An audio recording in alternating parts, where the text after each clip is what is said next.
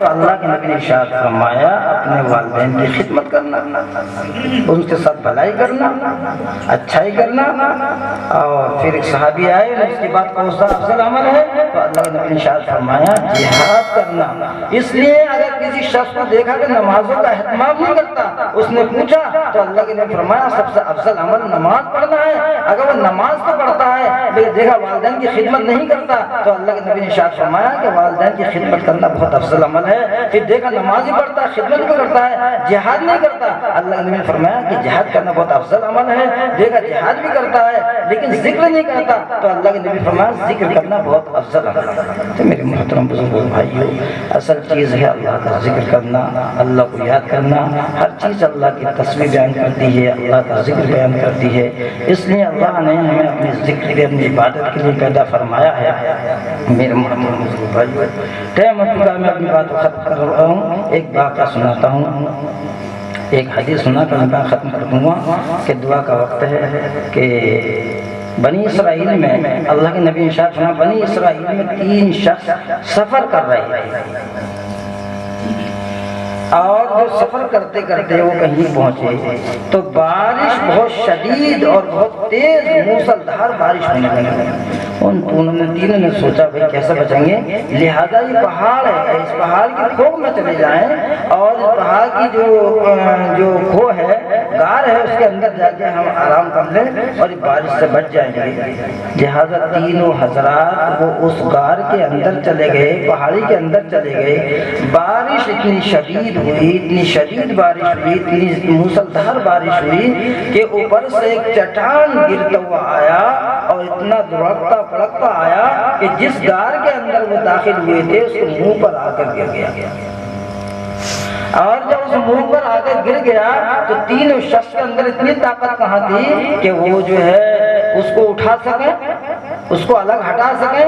لہذا غار کا منہ بند ہو گیا اور ہوا آنی بند ہو گئی، سورج دکھائی دینا بند ہو گیا۔ تینوں کہنے لگے کہ مرنے کے علاوہ اب کچھ نہیں، اب ہم سے تو اٹھے گی نہیں، اب کون ایسا عمل ہے جو ہم اس کو ہٹا سکیں۔ تینوں پریشان حال ہیں، سورج نظر نہیں آ رہا، ہوا نہیں آ رہی کی طرف صحیح۔ تینوں نے مشورہ کیا کہ اللہ کی بارگاہ میں ایسی دعا کی جائے، اگر آپ نے خالص اللہ کے لیے کوئی عمل کیا ہو جس میں ریاکاری نہ ہو، اللہ کا یعنی کسی کو دکھلاوا نہ ہو، اگر ایسا عمل کیا ہے تو اس کا واسطہ دے کر اللہ سے دعا کرو، اللہ اس کے ذریعے، دعا کے ذریعے ہٹا سکتا ہے۔ لہذا ایک شخص نے کہا بات تو صحیح ہے، اس شخص کو یاد آیا، پہلے شخص نے کہا کہ اللہ تعالیٰ میں بکری چرایا کرتا تھا، اور جب بکری چرا کر میں واپس آتا تھا تو بکریوں کا دودھ نکالتا تھا، دھوتا تھا اور دھونے کے بعد وہ گرم کرتا تھا، اور سب سے پہلے میں اپنے والدین کو دیا کرتا تھا، اپنے بال بچوں کو، نوکر مزدوروں کو نہیں دیا کرتا تھا، پہلے اپنے والدین کو دیا کرتا تھا۔ ایک دن ایسا ہوا کہ بکری چراتا چراتا لمبا نکل گیا، رات ہو گئی۔ جب میں وہاں سے واپس آیا تو میرے والدین سو چکے تھے۔ میں نے اپنے عادت کے مطابق جو ہے بکریوں کو دودھ نکالا اور میں نے گرم کیا اور اپنے والدین کے پاس لے کر پہنچا تو دیکھا وہ سوئے ہوئے۔ میں نے مناسب نہیں سمجھا کہ انہیں اٹھا سکوں، ان کی نیند میں خلل ڈال سکوں، لہٰذا میں نے دودھ لیے ہوئے ایسے ہی کھڑا رہا۔ میرے چھوٹے چھوٹے چند بچے بلکتے رہے، چیختے رہے اور میں نے ان کو دودھ نہیں دیا۔ اللہ تو جانتا ہے، وہ یہاں تک کہ صبح ہو گئی اور میں دودھ لیے ہوئے ایسے ہی کھڑا رہا۔ اگر یہ عمل اللہ تیرے لیے کیا خالص، تو اس دعا کے، اس عمل کے وسیلے سے میری چٹان کو ہٹا دے۔ لہٰذا وہ چٹان تھوڑی سی ہٹی، نکل تو سک نہیں سکے، سورج نظر آنے لگا، اللہ سے دعا کی، اللہ تھوڑی سی ہٹ گئی۔ تیسرے شخص نے کہا اے باری تعالیٰ، میری ایک چچا زاد بہن تھی، میں اس سے بہت پیار کرتا تھا، محبت کرتا تھا، لیکن میں نے اس سے چاہا اپنی خواہش پوری کروں۔ اس نے مجھ سے کہا مجھے 100 دینار چاہیے۔ میں نے اس کو کہیں سے لا کر کوشش کر کے کما کر 100 دینار دے دیے، اور جب میں اس کے قریب پہنچا اپنی خواہش پوری کرنے کے لیے، جب عین وقت پر پہنچا تو اس نے کہا انی اخاف اللہ، کہ اللہ کے بندے اللہ سے ڈر، وہ اللہ سے نہیں ڈرتا۔ اتنا سن کر میرے دل کے اندر لرزہ پیدا ہو گیا اور میں فوراً پیچھے کو ہٹ گیا۔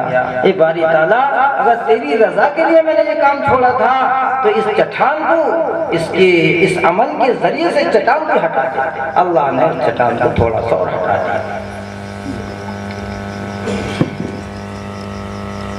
تیسرے شخص نے کہا، اے باری تعالیٰ، ایک شخص میرے پاس مزدوری کرنے آیا تھا اور جب انہیں مزدوری کری میں نے اس کی اجرت کو سامنے رکھ دی، لیکن وہ اجرت لے کر نہیں گیا، وہ چھوڑ گیا۔ اس کی اجرت سے میں نے بہت ساری ڈنگر، گائے، اونٹ، بہت سارے جانور میں نے بھینسیں اکٹھی کر لی۔ بہت سارے جانور میرے پاس ہو گئے۔ کچھ مدت کے بعد، کچھ عرصے کے بعد وہ شخص آیا اور اس نے کہا بھائی میرے پیسے دے دو، میں نے مزدوری کی تھی، میرے پیسے دے دو۔ تو اس نے کہا بھائی مزدوری تو کی تھی، تیرے پیسے ہیں کہ جتنے ڈھور ڈنگر سب تیرے ہیں، لے جا۔ اس نے کہا بھائی تم مذاق مت کرو، میرے پیسے دے دو۔ اس نے کہا بھائی جتنے بھی جانور ہیں، بھینسیں، گائیں، سب تیرے پیسے کی ہیں، تو لے جا۔ اس نے کہا مذاق مت کرو۔ اس نے کہا بھائی تیری ہیں۔ لہٰذا وہ شخص سارے جانوروں کو، جتنے بھی میرے اونٹ، گائے، بھینس سب لے گیا۔ میرے مولا، اگر میں نے تیری رضا کے لیے اس کو جانور دیے تھے تو اس کے وسیلے سے میری دعا کو قبول کر لے، میرے نیک عمل کے ذریعے سے اس چٹان کو ہٹا دے۔ لہٰذا اللہ نے چٹان کو بالکل غار کے منہ سے الگ الگ کیا۔ میرے محترم بزرگ بھائیوں، جب انسان نیک عمل کرتا ہے اور پریشانی آتی ہے، اللہ کی بارگاہ میں نیک عمل کا وسیلہ دے کر، نیک عمل کا اللہ کے سامنے رکھ کر دعا کی جاتی ہے تو اللہ اس کی دعا کو قبول کرتا ہے۔ میرے محترم دوست بزرگوں، اس نے والدین کی خدمت کرنا، برے کاموں سے بچنا، یہ ہمارے لیے لازم ضروری ہے کہ نمازوں کا اہتمام کریں اور نمازوں کو وقت پر پڑھیں اور جو ہے اپنے والدین کا خیال رکھیں، ان کی خدمت کریں تو ہمارے گھروں کے اندر چین آئے گا، سکون آئے گا۔ ہم کریں گے تو ہماری زندگی، ہماری اولاد بھی ہماری خدمت کرے گی۔ اس لیے میں نے ایک آیت پڑھی، یا ایھا الذین آمنوا قوا انفسکم واہلیکم نارا، اے ایمان والو اپنے آپ کو، اپنے اہل و عیال کو اس آگ سے بچاؤ جس کا ایندھن اور پتھر ہے۔ اس لیے لازم ہے اپنے بال بچوں کا، اپنے اہل و عیال کا، اپنے بیوی بچوں کا، اپنے خاندان کا، اپنے گھر والوں کا اس بات کا خیال رکھنا ضروری ہے کہ دوزخ کی آگ سے کیسے بچنے والے بن جائیں۔ بچنے والے کیسے بنیں گے؟ ہم اللہ کے حکم اور نبی کا طریقہ ہماری زندگی میں ہوگا تو انشاءاللہ ہم دوزخ سے بچنے والے بن جائیں گے۔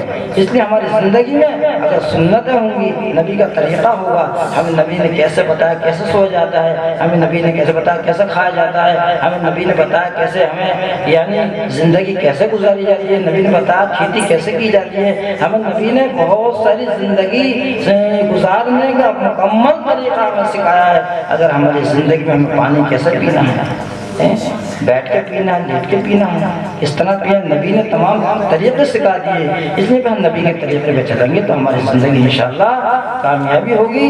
نبی کا طریقہ، اللہ کا حکم ہماری زندگی میں ہوگا تو ہم کامیاب ہیں۔ اگر یہ طریقہ ہماری زندگی میں نہیں ہے تو بھائی بہت خطرہ ہے، کوشش کم ہو، خطرہ یعنی آخر میں بڑا خطرناک معاملہ ہے۔ اس لیے ہم اللہ کے نبی کا طریقہ اپنائیں اور نمازوں کا اہتمام کریں اور اپنے والدین کی خدمت کریں۔